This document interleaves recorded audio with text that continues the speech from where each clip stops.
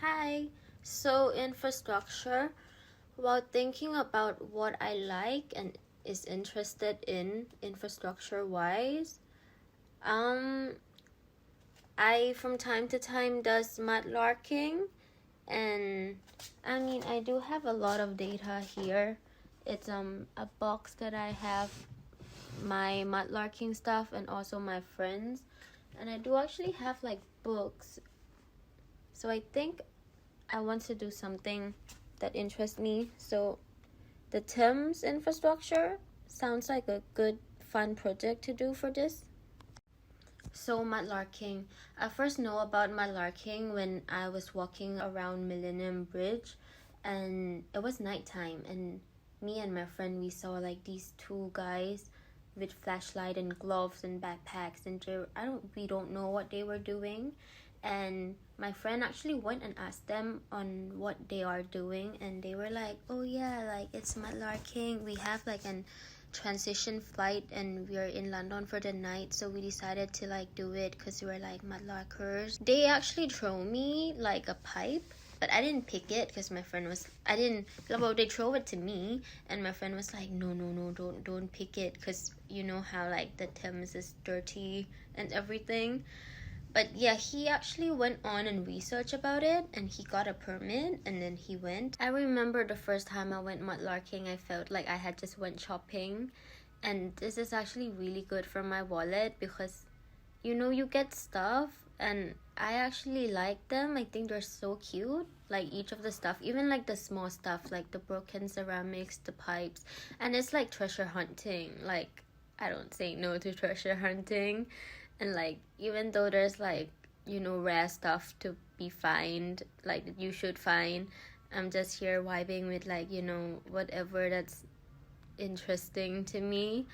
And yeah, it also forces me to wake up early as well, because I was in a period where I would be like waking up like 10 a.m. late in the day. But because of the tides, you actually have to research a lot, because you need to like look at the tides and like keep watch of like the water. And it's not even just that, there's so much history to it, like stuff that you can find like it's really rare, and like you can find it, like these ones have like it's been a debate. We don't know if this is a horse, a lion, or a mouse, but it's very like interesting what you can find. Like even my mom, who's against vintage shopping because Asian culture, she's scared of like the ghost, she was like, oh, why are you picking up things from the river? And like I showed her this book. I caught her reading this book like of her own view, and she's like so intrigued that like I would be finding stuff that's exactly what this book have. I really love this plate, the willow pattern plate. I've been finding a lot of them. And you have these like pipes, and depending on the time period you can tell like this is a dot, that's a time period. And then like you find like stuff with like initials. It's really interesting to see, like that's a P S, or like this is my favorite piece. I found it the first time that I went mudlarking, and it's the Chinese food dog, the male Chinese food dog, because this is a ball. And then I'll be finding like leather shoe soles and like parts of Bartman, the metal stuff. So at first, and actually since last term when I learned of APIs, I was trying to find an API for the tides of the Thames. But we all look at the tides from the Ports of London website. The Port of London website, you get a whole bunch of information. What I like is Hydrographic Service published surveys, and it's basically a map of the location, like how they have this map of the Thames grouped within each areas. and then you can click it to see.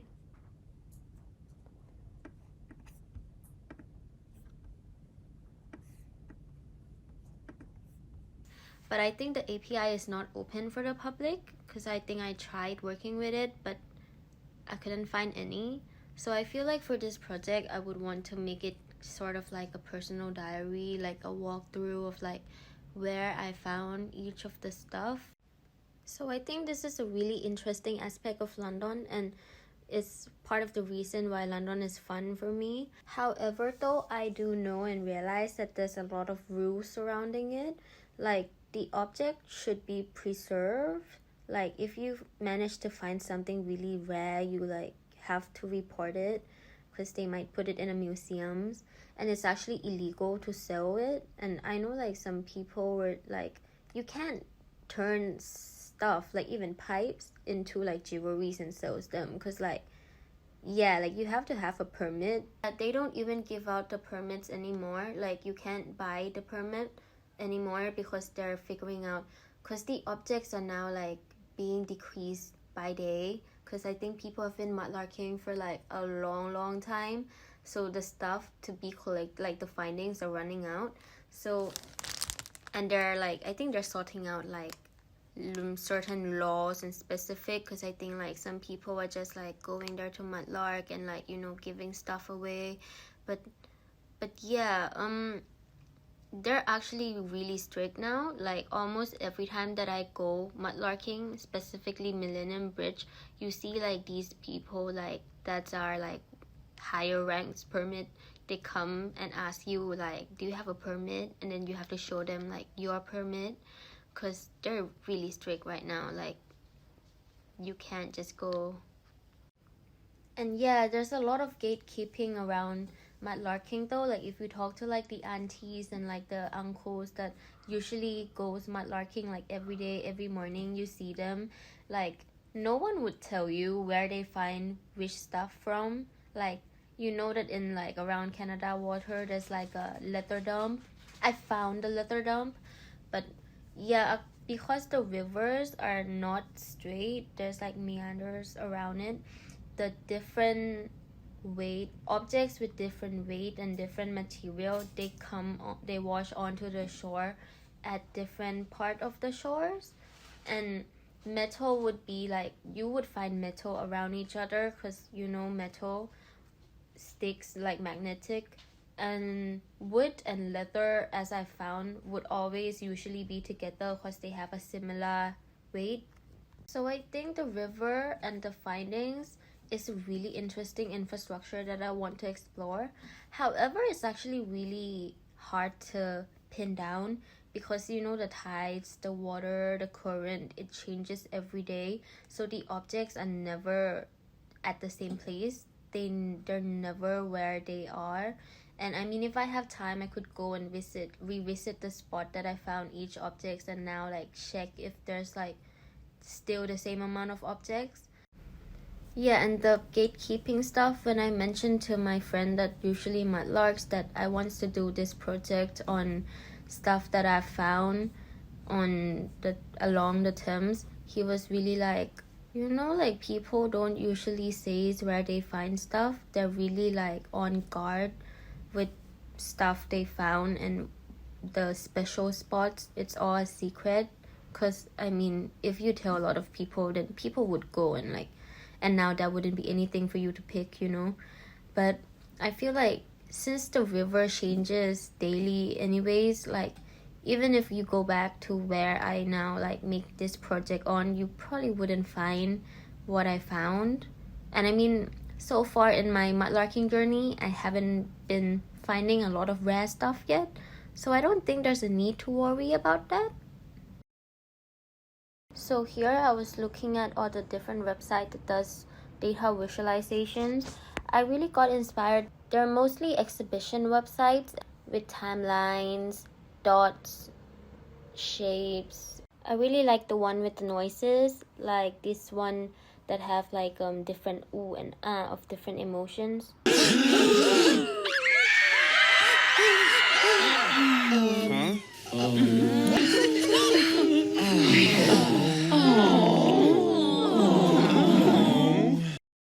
Or this one, which looks at lost islands, and they have a map, and they, once you click into an island, the sound and songs of that island comes up, and you can change around the different islands and listen to the sounds.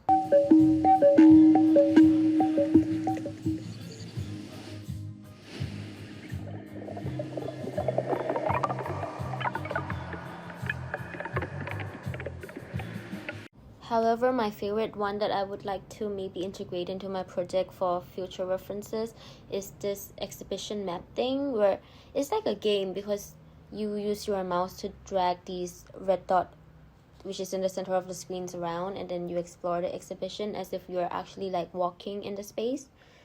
It's like a game, and I think it will be pretty cool if you can like walk around the Thames and like look at the archive of like, oh, this is there. My favorite research is this website, which have around 9 categories of things that they visualize. I like their 7th one, which is the tube stations and the infrastructure of the tube. So you can select each of the tube lines and then see where the lines is, like its shape, and then you can also choose the speed of the train that runs, and they actually take information from TfL themselves. So my initial idea for this project is to use Mapbox as it was recommended in class, and I was really interested in using it. However, upon research and looking further down into it, I watched a bunch of YouTube tutorials. I realized that I only need the river, I don't need the whole map of London. And I was also looking at CSV and how I could adapt it to my project because we learned about it and I really want to try it out.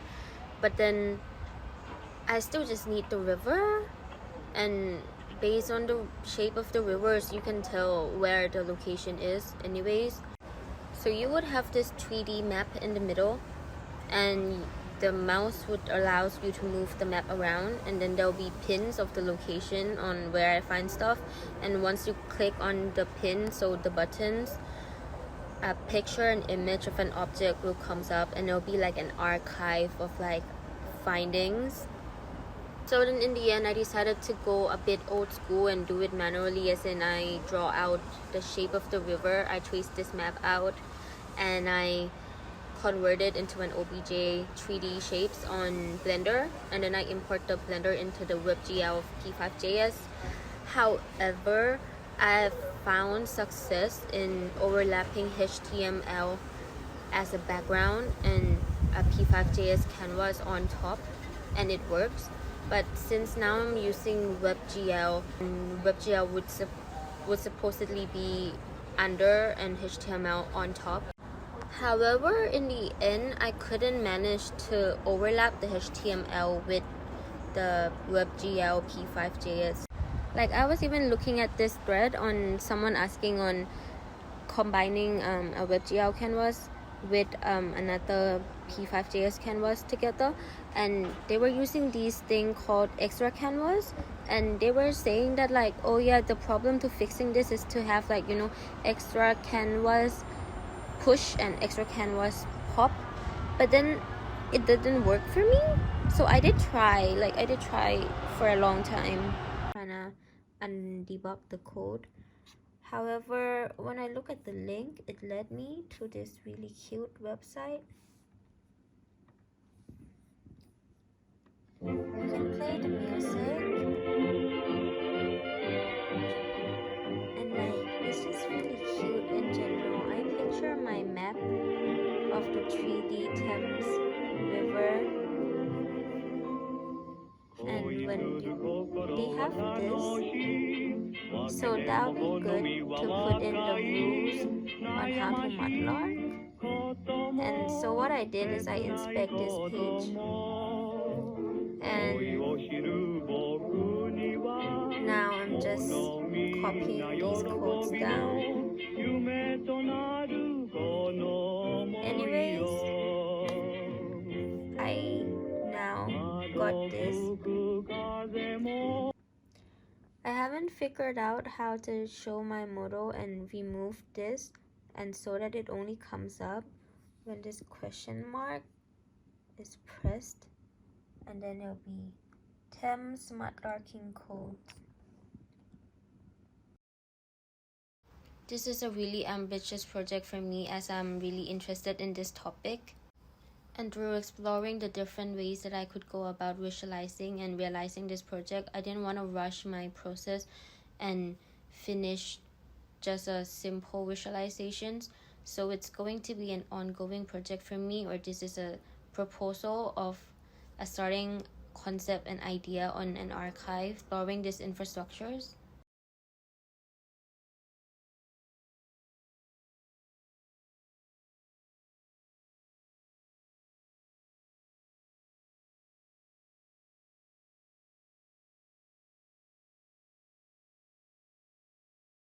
So after I decided that I'm gonna leave my project unfinished, Open a new folder. Sophie is now teaching me how to properly make use of the CSV and Mapbox. Okay, open. So picture my WebGL projects combined with this Mapbox CSV, and if the dots were that you can press and then pictures of archives and everything were to be popped up, something around that, like a mixture